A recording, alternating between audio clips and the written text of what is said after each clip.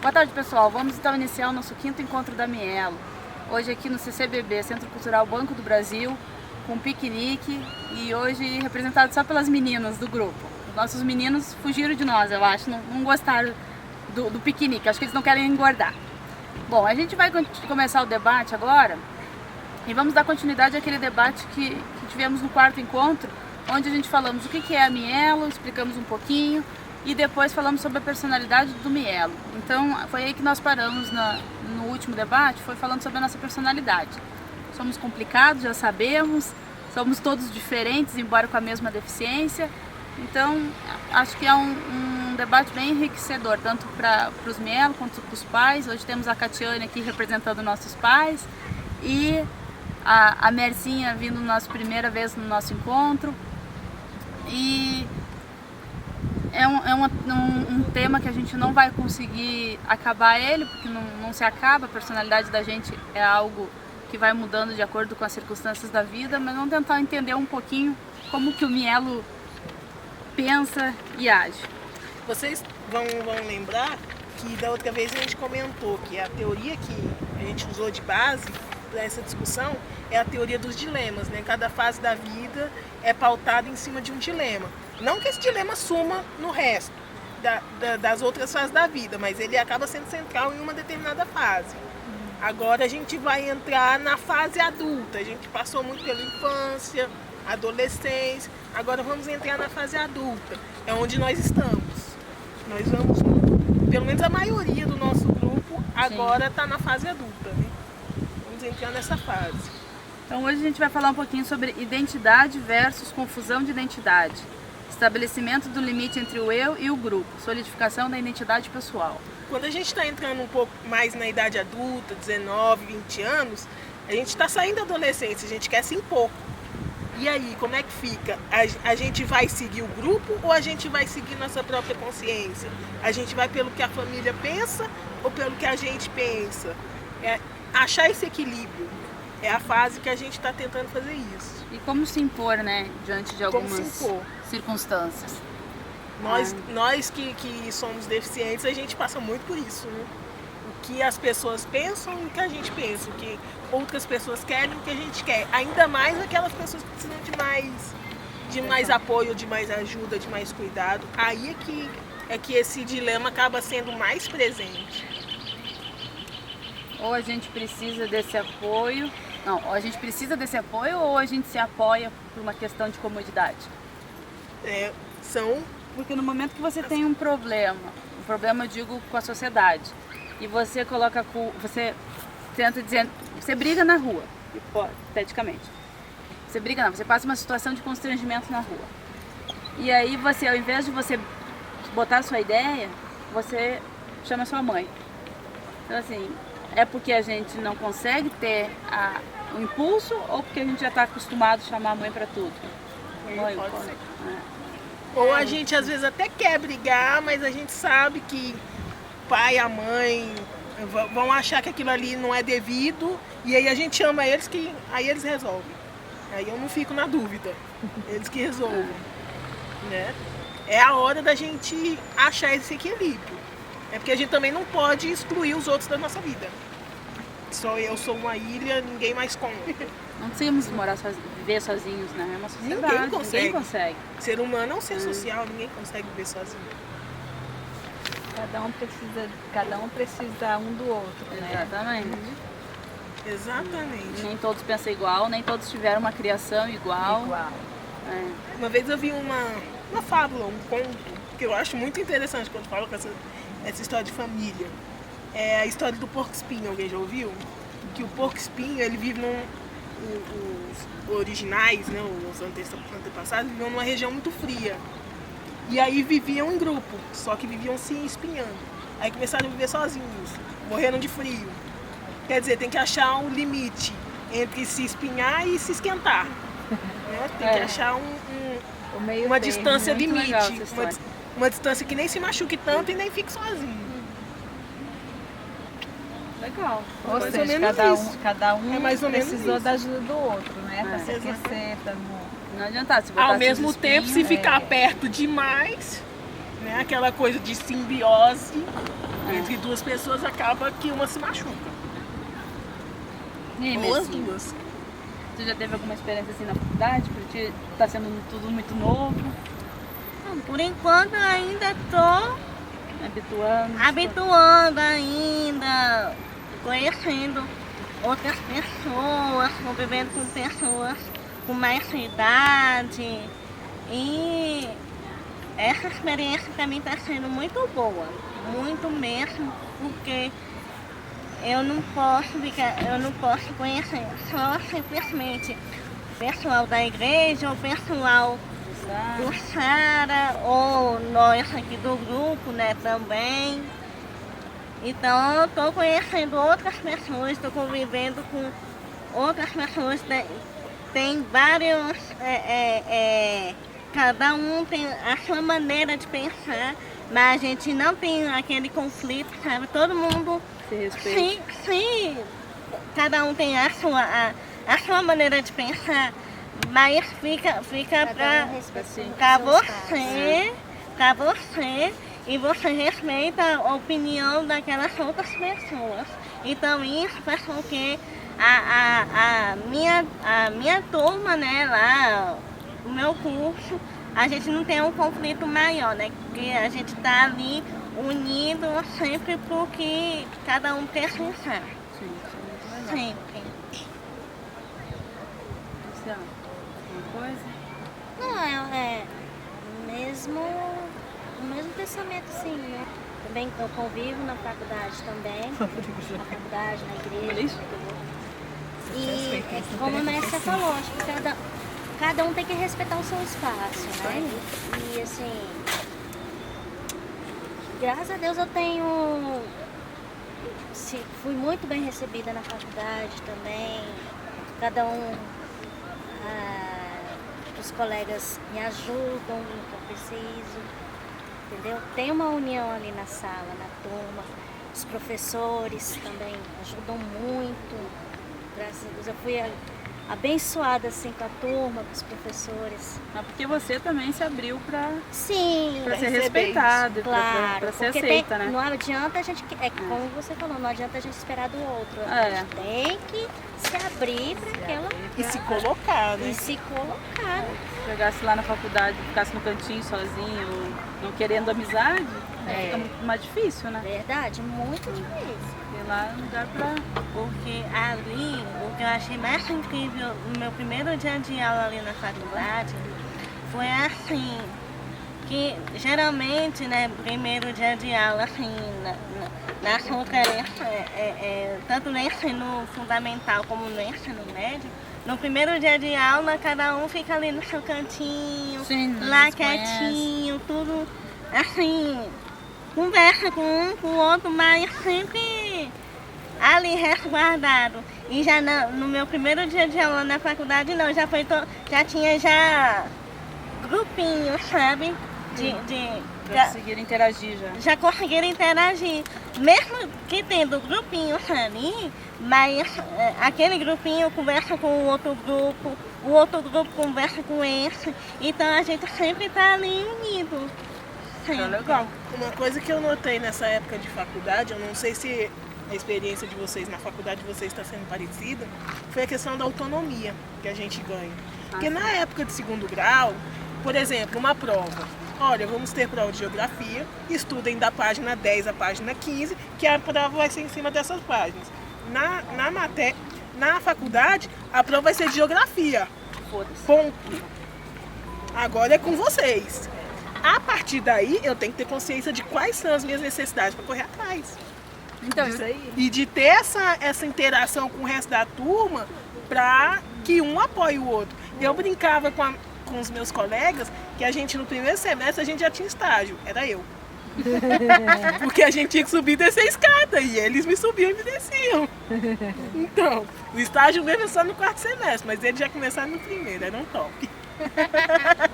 Eu tive essa dificuldade que você falou, tinha uma matéria chamada Teoria Geral da Administração 1 e 2. A primeira era no primeiro período e a segunda no segundo, logicamente. E a TGA 2, eu fiz toda a prova respondendo questão da TGA 1. Aí eu tirei 0. Aí o professor me chamou e disse, Ana, o que é isso aqui? Eu disse, a prova. Aí ele disse, por que tu respondeu tudo do semestre passado? Eu disse, era do semestre. Eu não sabia o que era para estudar. Daí ele disse, não, vamos fazer o seguinte, você foi muito bem para TGA1. Não vou te dar recuperação, não vou te dar uma nova chance, eu quero ver como é que você vai até o final do semestre. Aí na próxima prova eu fui bem. Aí ele disse, daí eu vou pegar a nota da segunda prova e aplicar na primeira prova. Mas pra não fazer tu fazer mais uma prova, porque ele achou injusto, né? Tu deveria saber. Mas é isso que você falou, a gente não tá preparado para saber o que a gente vai estudar. Porque a gente tava com aquela dependência do professor. Com aquela tutoria dos professores. Exatamente. Aí a partir da faculdade a gente ganha um pouco mais de autonomia. E aí a gente tem que, com essa autonomia, saber das nossas necessidades para correr atrás do resultado. Você não vai ver um professor vir perguntar, olha, você está entendendo? Você quer um tutor? Você quer um ledor? Você vai pedir, se te derem. Você vai pedir. Você tem que mostrar suas dificuldades, né? E se colocar, de preferência, já apresentando a solução. Porque senão... Você fica para trás. Porque a sociedade não está preparada e nem com vontade de se não tem a preparar menor pra nós. vontade Não. também. Porque nós somos muita minoria perto da sociedade. Então, assim, é uma pessoa na sala de aula que está me pedindo isso. Se ela não bater, se ela não brigar, tanto faz. Por que eu vou perder tempo com você tem 50 lá. Ele que fica em casa. Exatamente, ele que sai, então. Ele que fica em casa, não está satisfeito, sai. O lugar dele é dentro de casa. Uma coisa que a gente falou até lá no grupo, na quarta-feira, Alice, foi isso, que não é a sociedade que tem que se adaptar a gente. É a gente que tem que se adaptar à sociedade. E isso não é só para os cadeirantes. Isso todo mundo está suscetível. Exatamente. Todas as pessoas que vivem na sociedade têm que estar se adaptando. E hoje em dia a sociedade muda assim. Uma é vez, muito até rápido. num dos grupos que eu participo de WhatsApp, a gente estava comentando sobre isso. Eu não vou em tal lugar porque a calçada é ruim. Eu não vou em tal lugar porque a rampa é muito íngreme. Gente, mas isso é um absurdo. Todo lugar tem que ser adaptado. Realmente, concordo. Todo lugar tem que ser adaptado. Mas não é. Isso é fato. E nem todo mundo pensa assim, né? Não, e nem... tá na lei. Tá na lei, mas não é. O fato é que não é. A gente vai brigar para que seja. Mas até lá, eu não vou estar congelada. Eu vou estar vivendo a minha vida. Então, quantas gerações vão chegar ainda, né, para ver essa realidade? Para ver essa realidade que a gente está lutando, né? Porque a gente sabe hoje que existe a lei e tudo mais, mas a gente sabe que não existe fiscalização para isso. Verdade. Então, Não às vezes, existe fiscalização, não existe vontade, não existe verba, não existe nada. a fiscalização é de nós mesmos, hoje em dia. É a gente que vai lá e aponta onde estão os erros, mas fiscalização... Aponta, cobra, faz pressão, é tudo com a gente. Se a gente não se colocar, se a gente esperar para ir para um lugar depois que ele estiver adaptado, esquece, não vai. Não vai. Minha mãe, um dia que eu fui pro Sara sozinha pela primeira vez, a pressão dela subiu, deu enxaqueca. A próxima é a Cátia. A próxima é a Catiane. Te prepara, tá? Prepare, vai chegar um dia que a minha vai dizer, deu, acabou a palhaçada. Né? Não quero mais brincar disso. Aliás, acho que é uma coisa que Ela nós... um dia vai chegar pra você. Ela tá nas primeiras Mãe, semanas da eu faculdade vou, ainda. mas você vai ficar. Fica aí. Isso é Tchau. importante, Fui. esse momento dela ser independente. De cortar um pouco esse cordão. É né? importante para as duas. É importante que a mãe tenha o seu espaço para fazer suas coisas, porque é um ser humano, ela precisa ter suas necessidades, tem seus desejos. E é o momento de eu dizer, me ferrei, agora eu tô sozinha. Eu faço. E tu vai fazer, tu vai dar um jeito. Pois é. Mas eu acho que é um momento, é um ponto que nós temos que nos conscientizar e pensar sobre isso. Tá aqui a Catiana para falar sobre isso. Será que ainda tem as suas necessidades, os seus desejos? Porque se dedica tanto ao filho... Vive a vida do outro. Vive a vida do filho. Na hora que o filho fala não precisa mais, você fica... E agora? E eu? Eu faço o quê? A gente tem que se conscientizar disso, que a gente não pode deixar isso acontecer com os nossos pais. Mas eu acho que os pais... Porque eu ouço uma frase da minha mãe todo dia. Assim, ela diz assim... Não, porque hoje eu... Tipo, agora tá tendo a mudança de clima. Aí a gente tem loja de roupa, né? Aí ela disse assim pra mim ontem, não, meu dia passou legal. Eu troquei as roupas, subi as roupas de inverno pro depósito, de verão pro depósito, desci as roupas de inverno. Aí depois eu li um livro, depois eu fiz um crochê, aí acabou o dia. Então assim, mesmo eu estando há 8 anos fora de casa, ela ainda ocupa o tempo dela porque eu não estou em casa. Então assim, foi legal, eu fiz várias coisas que foi um dia que passou. Então assim, é muito difícil, eu acho, para os pais. É muito mais fácil para nós sairmos de casa. A gente deseja muito isso, mas ao mesmo tempo que os pais sabem que a gente precisa disso, é difícil. Por um lado, eles têm medo por nós, né? Porque vem na gente uma fragilidade que, vamos ser sinceros, existe. Mas a gente tem que aprender a lidar com isso. Exatamente. A gente tem que aprender a lidar com isso. Por outro lado, eles têm essa fragilidade. E não é uma fragilidade física, é uma... Chora, Catiane. Pode chorar, Catiane. Chora não. Não é uma fragilidade. Aí o que eu quero falar é o seguinte, eu começo no começo desse semestre, a criança, ou melhor, a mãe engravida para ter o seu filho, a não ser se for um caso de cesárea, que foi ali a hora marcada. Vai saber a hora de uma criança nascer, a hora de alguém morrer? Ninguém sabe, gente. É coisa de Deus. Então eu falo para ela assim, minha filha, para nascer, para começar o estudo, terminar, jamais termina. Né? Começa a namorar, começa tudo, minha filha, tem seu momento. Então, seu momento de você chegar, pegar um ônibus, de você ir para a igreja, se você ir para um passeio, para você ir fazer alguma coisa sozinha, não se preocupe, porque tudo Deus se ajeita. Esse momento vai chegar, mas quando? Esse quando é importante pensar, porque digamos que a Mercinha pega um ônibus hoje, esse ônibus quebra, ela pega um celular e diz, mãe, socorro! Aí você vai lá e socorro. Daqui 10 anos, será que ela vai ter essa chance? De dizer, mãe, socorro? E se for a primeira vez dela? E é melhor que a primeira vez seja agora, né? Sim, que ela tem você pra ajudar. Mas ela vai, por exemplo, tava brincando com ela, mas é sério, de dizer pra ela ir da faculdade sozinha pra casa. Ela vai, primeiros 2 meses ela vai com a mãe. Chegou no 3º mês, ela vai ver, pô, não, mas esse caminho eu já conheço, esse aqui eu já não preciso mais. Esse pedacinho aqui eu posso ir sozinha. Então, mãe, não precisa me esperar na frente da faculdade. Espera já lá na esquina, porque até a esquina... Ou então, mãe, a gente nunca viu essa entrada aqui. Vamos por ele pra ver se é mais fácil? Às vezes é mais fácil. Então vamos testar. Né? Quem sabe? Porque tudo a gente tem que observar quando a gente sai. Por exemplo, eu tive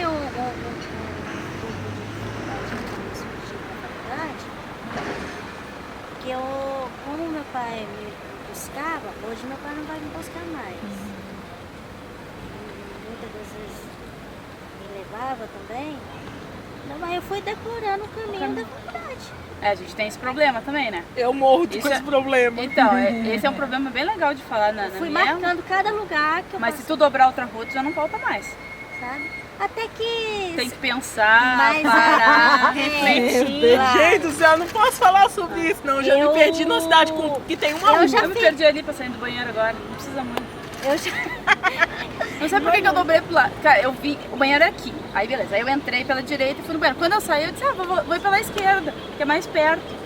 Não, dei uma baita volta, por que eu vim por aqui? Eu fui fazer isso no shopping, qual foi a minha humilhação? Ter outro mielo zoando de mim. Mas ela... Oh, meu Deus, que... Fazer que nem a dona aqui que ficou no banheiro lá de Sara, Nossa, Mas daí hoje tu vai sozinha da faculdade pra casa? Não volto pra casa sozinha, não. As meninas estão... Não, na verdade, na mesma quadra, Ana. Só que por eu sair 10 horas da noite, então a roupa já fica muito É perigoso por causa da violência, não por causa da deficiência.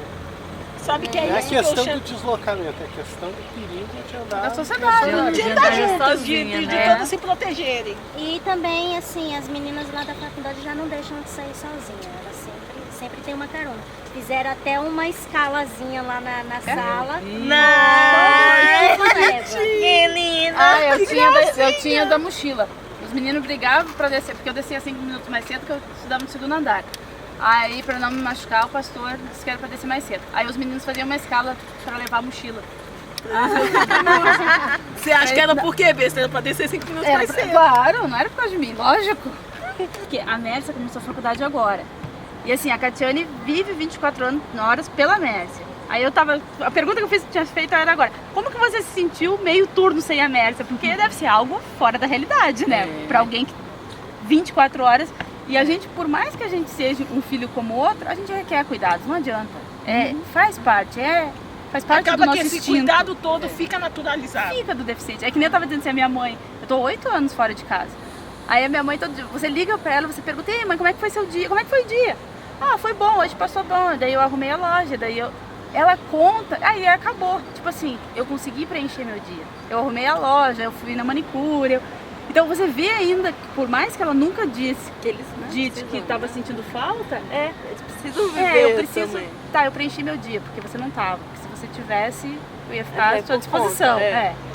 E ainda você vê, é difícil esse corte do vínculo 24 horas junto, né?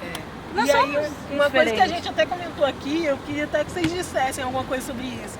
A Ana comentou, a gente tem que pensar que os pais têm as suas próprias necessidades, sua própria rotina, as suas coisas para resolver. Será que tem?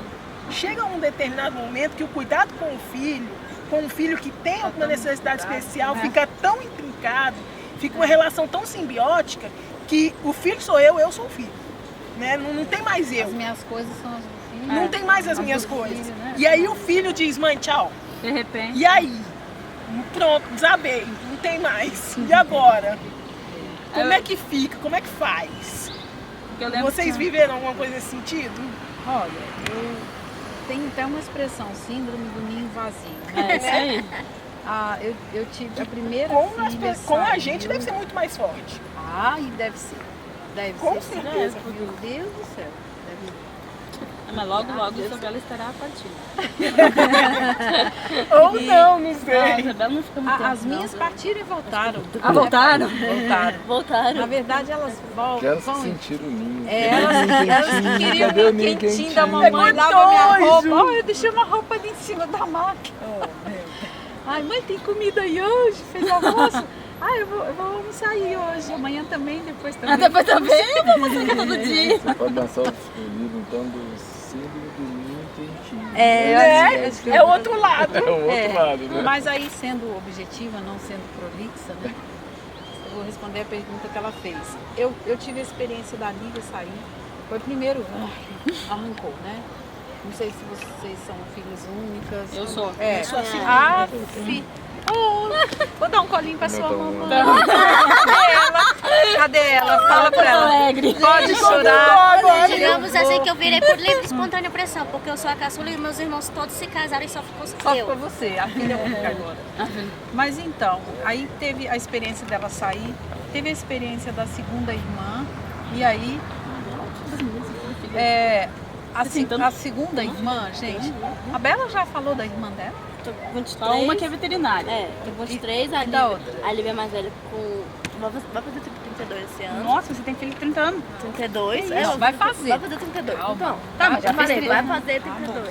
Calma. Vai ficar brava. Agora já tá fazer naquela 32. idade que já quer. A Letícia tá com 25, 26. Quantas são? 26. 3. Bela é caçula. Só caçula. Eu com 23. Mas então, como eu ia dizendo, então teve esse que saiu a primeira. A segunda, eu perguntei se a Bela contou, porque a irmã da Bela também nasceu com um problema muito delicado. Também uma deficiência? Ela sobreviveu Hemangioma. bem... O caso dela, na época, quando ela nasceu, hoje eu não sei mais, mas naquela época tinha registro nos livros, né? Desde 1800, não sei quanto, tinham 6 casos no mundo. Nossa. Né? Ela tinha um hemangioma subglótico, dentro da laringe, dentro da traqueia. Enfim, o médico falava para mim, né, que não sabia se ela ia falar, se ela ia aprender a ler, se ela, enfim. Porque, Eu conheço essa história. eu também, né? Eu conheço 2 vezes. Por isso que eu me considero assim, né, pós-graduada. Né? Com certeza. Mas enfim, então como eu falei, quando saiu a irmã da Bela, foi morar fora, uma criança que ficou 5 anos com uma traqueostomia, né? Que a gente vivia, o pai dividia comigo, não sei como é que eu aguentava no outro dia e trabalhar cedinho, porque ele passava as noites em claro. A gente tinha que aspirar, senão ela Esse da Bela? asfixiava. Não, da outra, Letícia. Então, assim, ela foi andar, já estava com uns 3 aninhos, assim, para ganhar peso. Ela tinha 2 anos, pesava 7 quilos. Daí já dá para dar, né? Então, assim, quando Fragizinha ela de saiu, tudo. e depois, aos 17 anos, ela teve uma trombose grave e ficou com sequela na perna. Então, eu digo assim, preocupações e ter essa sabedoria, né? Como que era a sua pergunta mesmo? Agora eu vou focar na resposta da Como é que fica depois de tantos cuidados, depois de tanta simbiose, cortar um pouco, né? esse cordão? Então, Mas essa do meio Principalmente, hoje... principalmente no contexto de uma dependência um pouco maior. No contexto dos pais que cuidam tanto de... A síndrome do ninho vazio para qualquer pai é sofrido. No caso de um cuidado tão intenso, ainda fica mais sofrido. Como é que é isso? Porque para nós a gente quer, a gente deseja, a gente almeja, a gente corre atrás. A gente sempre fala que os pais protegem demais, que os pais acham que a gente não consegue, mas às vezes não é nem tanto que acham que a gente não consegue. Vocês não conseguem. Às vezes acontece, às vezes não é nem tanto a necessidade nossa, é a necessidade do outro lado. Que é uma relação mútua, de necessidade mútua. De troca também, né? De troca, exatamente. O que eu aprendi, né, esse tempo que eu fiz o grupo no Sara. E no grupo, realmente, no Criar no Crioulo. É a importância de, tipo, passar uma segurança, confiança, para que eles confiem na gente. Então, assim, um pouco que eu já passei pra minha mãe. Já tô fazendo transferência. Essa pra mim é a melhor experiência do grupo de Melo, é essa da transferência da Isabel. Eu tenho orgulho vou da todo mundo. Assim, mas aí foi uma coisa, ela experimentou, a gente experimentou junto. Foi uma troca, eu passei. Mas aí ela conseguiu confiar nela mesmo, porque eu não confiava nela. Isso. Fato. Eu vi que o carro também percebi isso. Porque a porta abrindo pouco, você não tem como chegar a cadeira direitinho, né? Mas eu vi Nem que é mais legal os que ela carros falou. vão chegar direitinho. A gente já teve uma doblô, mas não ia adiantar que a cadeira ia ficar alta aqui pra e a doblô lá. Então ainda não teve E outra espaço, coisa nem em casa. Tem a questão do carro. O carro é grande, cabe cadeira, dobrou e tal, mas meu pai reclama que bebe muito. Aí você se adapta ao carro, assim, né? Aí você se adapta a um carro perfeito, que a porta abre, e quando não tiver, nem sempre você vai ter. Olha, tá gravando aqui, é o carro que bebe muito, porque ficou parecendo que meu pai reclama que bebe muito. É o carro. É o carro. É o carro. Ué, né? Calma, galera, é o carro. Então assim, pode ser que logo ela vá embora pra Jataí, mais velha. Né? Mais pra longe um pouquinho. Eu saí de repente em casa. Eu fui. Porque eu tava quando eu terminei a faculdade, quando eu terminei o segundo grau, eu comecei a faculdade, direto. Aí, quando eu tava Isso era onde? em Porto Alegre. Aí eu tava no segundo período da faculdade, eu queria trabalhar. Tinha 19 anos. Nossa, eu queria trabalhar muito. A minha mãe tem loja de roupa. Aí as pessoas iam lá comprar, eu perguntava para as pessoas, não tem emprego lá na sua casa pra mim? Tipo assim, eu precisava sair de casa. Eu já tava morrendo de vergonha. Tinha uma mulher que tinha uma creche. Gente, eu era louca naquela mulher. Ela vinha pagar, eu dizia pra minha mãe, pode ficar aí que eu vou lá atender ela. Aí eu atendia, senhora, não posso trabalhar lá na creche com a senhora? Aí eu, porra, o que tá acontecendo nessa casa? Essa menina... Aí o pastor, na escola que eu estudei do pré até a faculdade, na mesma escola. Aí o pastor, vendo que eu pedia serviço para todo mundo, aí ele chamou minha mãe, ele disse, eu tô vendo que a Ana Lúcia quer trabalhar, só que a gente sabe das necessidades dela, porque ela nasceu aqui dentro, a gente sabe do problema de bexiga, o que mais preocupou ele foi isso, bexiga e intestino. E aí assim, eu quero ajudar, só que ao mesmo tempo eu tenho medo. E aí a pró-reitora disse que queria que ela estagiasse aqui. Aí, por ser uma mulher, talvez, assim, Daí eu queria que a senhora fosse lá conversar com a dona Alice, que era a reitora, e ver se dá pra fazer alguma coisa. Aí minha mãe foi lá e conversou com ela, falou que eu queria trabalhar, só que eu tinha problema de bexiga, intestino, isso aqui. Ela disse, não tem problema, deixa ela vir, e quando eu sentir algum cheiro, alguma coisa, a gente vai aos pouquinhos se adaptando. Foi um sucesso. Eu fazia toda a parte administrativa ali da faculdade e à noite eu estudava. Então eu ia pra lá 1h da tarde e voltava só às 11, né? Aí eu ia de bicicleta, porque eram 3 quadras de casa. Aí eu ia de bicicleta, deixava a bicicleta lá e de noite minha mãe me buscava. Aí de manhã ele me levava pra pegar a bicicleta. Aí daí eu passei. Aí numa palestra que teve da faculdade, veio o diretor da Ipiranga de combustíveis dar a palestra sobre marketing. Aí no final ele me perguntou, ele disse assim, você não quer trabalhar? Eu disse, muito, eu estou trabalhando aqui. Ele disse, não, porque eu tenho uma vaga de telefonista na Ipiranga e eu preciso de um deficiente, que é uma vaga para deficiente. Aí era 23 quilômetros de casa. Aí minha mãe disse assim, tá, mas e agora, como é que a gente vai te levar? porque quando eu queria fazer faculdade de psicologia, ela não deixou fazer psicologia porque era longe para levar, né? Sei. Aí era R$1.000 o salário. Aí ela disse assim, tá, então agora que você... Aí eu já tinha 21. Agora que você tem um trabalho de carteira assinada, eu te dou um carro. Só que daí a burocracia do carro demora, nossa, né? Certo. Aí eu fui 6 meses de táxi, aí eu pegava o salário e dava tudo pro taxista, né? Aí... Era só a satisfação de trabalhar, né? Mas saía de casa, meio-dia, tinha um compromisso, ficava até às 6 da tarde lá, aí ia no centro de Porto Alegre. E até ontem eu falei isso no grupo, assim, porque a minha mãe teve muito... Ela sempre ia fazer compra no centro, ela dizia assim, nossa, quem sabe um dia tu vai poder ir comigo. Ela nunca imaginava que eu ia no centro da cidade. Já fui, né? Aí quando eu comecei a trabalhar, eu nunca esqueço, assim, que era o 3º andar. Aí eu abri a janela do escritório e disse assim, meu Deus, eu tô no centro de Porto Alegre. Aí trabalhando, pra mim, aí eu liguei, mãe, você falou que eu nunca vim no centro, eu tô trabalhando no centro. Aí trabalhei 3 anos na Ipiranga, aí de telefonista. Aí depois veio o carro, daí eu comecei a ir sozinha de carro. Aí, quando eu terminei a faculdade, eu disse, bom, agora ou eu faço uma pós, ou eu estudo para concurso. Eu disse, eu vou estudar para concurso, então eu vou precisar da satisfação. Eu não gostava daquele negócio, nossa, meio-dia e 5. Era meio-dia pra chegar, chegava meio-dia e 5, tinha que pagar 5 minutos. Eu disse, poxa, quem é esse cara achando que eu vou pagar 5 minutos pra ele? É só o seu chefe que paga suas contas, né? Aí esse cara, eu vou aproveitar essa oportunidade que eu tenho de ficar aqui ganhando, porque telefonista trabalhava pouco, assim, só ligar e vou estudar. Aí comecei a estudar. Aí comecei a estudar para concurso. Aí eu comecei a fazer cursinho de noite, e daí era perto do serviço, cursinho, só que longe de casa. Aí eu comecei a dormir na casa do Rodrigo. Então assim, daí durante a semana eu ficava na casa do Rodrigo. O Rodrigo também é de Porto Alegre. O Rodrigo, eu trouxe juntos na mudança. Mais ou menos isso. Mais ou menos isso, eu trouxe junto. Aí eu comecei a dormir na casa dele. Rodrigues. Muita coisa. Aí então, mas aí tinha que todo dia, eu podia dormir, aí eu trabalhava do meio-dia às 6 e das 6 às 10 no curso, dormia no Rodrigo. Mas todo dia de manhã tinha que ir em casa. Eu não podia ficar de manhã na casa do Rodrigo porque era do lado do serviço, não, tinha que ir em casa. Eu tinha que almoçar em casa. Porque minha mãe tinha necessidade de mostrar que eu estava morando em casa ainda. Então eu ia pra cá. E de deixar claro pra você que você morava lá. Lá, exatamente. Então o lugar é aqui. Então assim, aí eu ia todo dia pra casa. Pô, maior perda de tempo. Porque daí eu acordava cedo, aí ia pra casa, ficava em casa de manhã, meio-dia voltava pro serviço pra dormir no Rodrigo. Pô, não fazia sentido, mas a ordem é a ordem. Tinha que voltar, vamos voltar, né? Aí aos pouquinhos ela começou a liberar. Daí no inverno ela mandava, nunca me esqueço, ela mandava um kit, né, Rodrigo? Tinha na loja pra ver aquelas caixas com cobertor, aí eu tinha um cobertor, um lençol, o meu travesseiro, tudo na casa do Rodrigo. Aí levava tudo pra casa do Rodrigo. Mas todo dia de manhã tu tinha que ir lá. Aí eu fui estudando, eu estudei pra concurso de 2006, 2 anos, direto. Aí eu estudava muito. Aí de manhã, quando saiu o concurso da Receita Federal, eu fazia cursinho de manhã, estudava de tarde, trabalhava de tarde e fazia cursinho de noite. Aí quando você liga o turbo do concurso, vai que vai.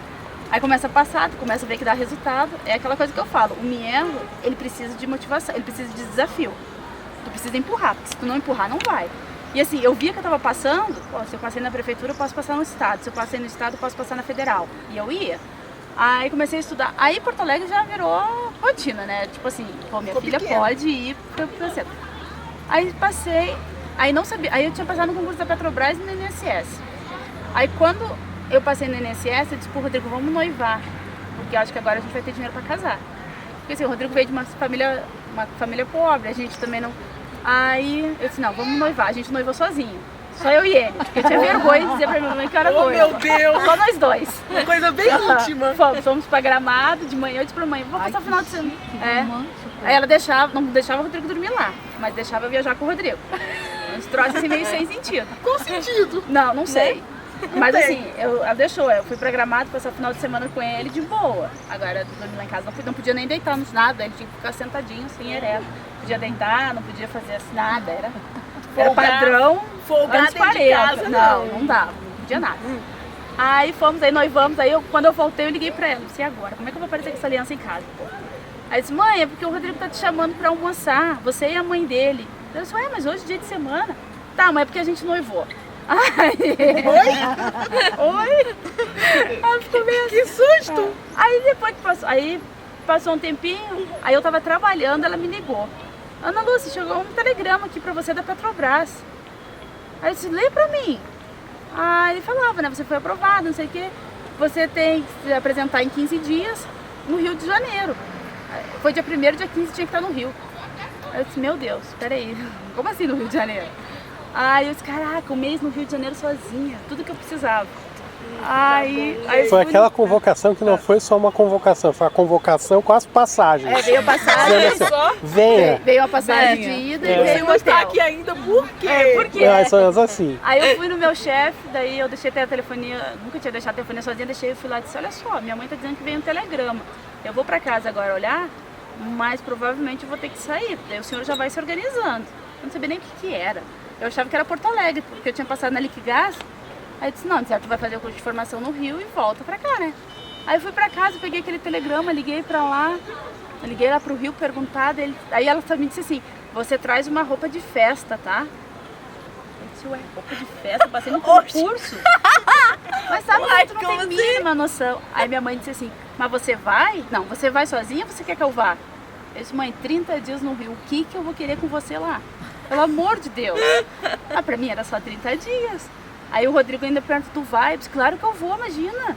Eu não sabia o que era Petrobras, eu não tinha noção do que era Petrobras na época. Pra mim era posto de combustível, eu cheguei achando que eu ia trabalhar no posto. Aí apresentei frentista, é. Aí entreguei a documentação, tudo direitinho. Aí fui levou na mala? Não, deixei em casa. Os 30 dias era livre, né? Deixei guardado lá. Aí quando eu cheguei, aí apresentei a documentação. Gente, incrível, eles são demais. Eu nunca tinha visto aquilo. Aí eu cheguei na segunda de Qual noite. é aquele prédio tudo assim, perto da catedral? Aí chega lá cheguei sábado, não, segunda noite, um hotel de outro mundo, né? Porque pra mim que era pobre, eu nunca tinha ido num hotel daquele. Gente, tinha frigobar dentro do hotel, dentro do quarto. Eu liguei pra minha mãe pra contar que tinha frigobar. Eu disse, mãe... Ficou lá no centro? No Fiquei no Presidente Vargas, bem no centro. No Windsor. Na rede de pagar direto ao trabalho. Eu disse, caraca, tem frigobar no quarto. Naquele tempo não tinha WhatsApp ainda. Não, era só o telefone. Postar no Face, mãe. No frigobar só meu. Era a época do Orkut ainda. Aí o cara falou, não, a senhora tem direito a todas as refeições. Aí eu achei que era até um hotel. Eu disse, pô, deve ser uma pousada, né? Porque o cara me dizia, eu não sabia noção, não tinha, nunca tinha saído de casa assim. Você tem direito às refeições. Aí liguei pro homem, esse quarto é pra mim mesmo? Aí ele, senhora. Tem certeza? Tem certeza, com um quarto grande assim. Aí fui, quando eu cheguei na Petrobras tinha o crachá, tudo pronto já. Tinha um crachá, um kitzinho e um adesivo que botava na carteira de trabalho, né? Que tu não... que só grampeava. Saí pro almoço empregada. Eu disse, mãe, eu tô empregada. Eu não... Aí tá, eram os 30 dias, eu tava achando tudo muito lindo. Aí quando chegou no primeira semana de curso, aí tem curso, tem prova, é um negócio chato. Aí chegou o gerente de RH, ele disse assim, não, aí tinha uma menina sentada do meu lado, ela chorava. Eu disse, gente, por que essa louca tá chorando? A gente tem emprego, eu tô no Rio de Janeiro. A garota não tá entendendo. Eu vou chegar perto. Aí cheguei perto dela e disse, oi, tudo bom? Oi, tudo. Começou a chorar. Eu disse, nossa, a guria deve estar com problema na cabeça, não é possível. Eu disse, por que você tá chorando? É porque eles falaram que não vai mais ter vaga. Eu sou de Santa Catarina. Eu sou de Porto Alegre. Deu horror. Como assim? Como assim? Ela porque não vai ter vaga pra gente. Aí eu disse, não, mas eu sou deficiente, né? Eu vou conseguir. Aí chegou o gerente de RH. Olha, pessoal, a gente só... Aí eu fui se apresentar, enfim, parabéns, sejam bem-vindos. Eu só queria avisar pro pessoal do Rio Grande do Sul, Santa Catarina, que nós não teremos vaga pra vocês. Então, assim, vocês vão ficar 30 dias no hotel e depois a gente vai dar R$2.000 e vocês procuram um lugar pra morar. O nosso curso é de 4 meses. E depois desses 4 meses, conforme a nota de vocês, vocês vão ser alocados no Brasil todo. Agora ficou ruim. Agora eu vou chorar também. É nessa hora que o povo do Sara comentou, que a gente coloca até no currículo que é deficiente, como se fosse uma parte da formação. Né? Porque daí era a única coisa que eu tinha pra me levar de volta por causa da minha mãe, né? Aí foi pra assistente social, psicólogo, pedagogo. Bom, gente, e assim a gente encerra o nosso 5º encontro de Mielo. Acho que a gente aprendeu bastante, a gente conversou bastante, trocou experiências. Tivemos aí depois a chegada de Isabela e os pais, que contribuíram bastante. Espero que a gente tenha alcançado o objetivo, tenha ajudado alguém aí com nossas trocas de experiências, porque eu principalmente me beneficiei muito com o que eu aprendi aqui. Agora a gente vai encerrar e aí fica a dica aí para quem quiser para quem quiser deixar aí sugestões ou críticas. E também um convite aí para o 6º Encontro de Mielo, que acontecerá em maio. A gente vai aí divulgar qual é a data de maio, provavelmente depois do dia 15 de maio. Temos o Dia das Mães aí no meio do caminho. Amanhã é o primeiro final de semana de maio, então no finalzinho de maio a gente está aí com o 6º encontro. Agora a gente vai fazer um tour pela Galeria de Artes do CCBB, mas infelizmente não podemos gravar lá dentro. Então fica um tchau aí, um agradecimento pelas meninas ter vindo. E vamos para o nosso próximo 6º encontro. Uhul! Tchau!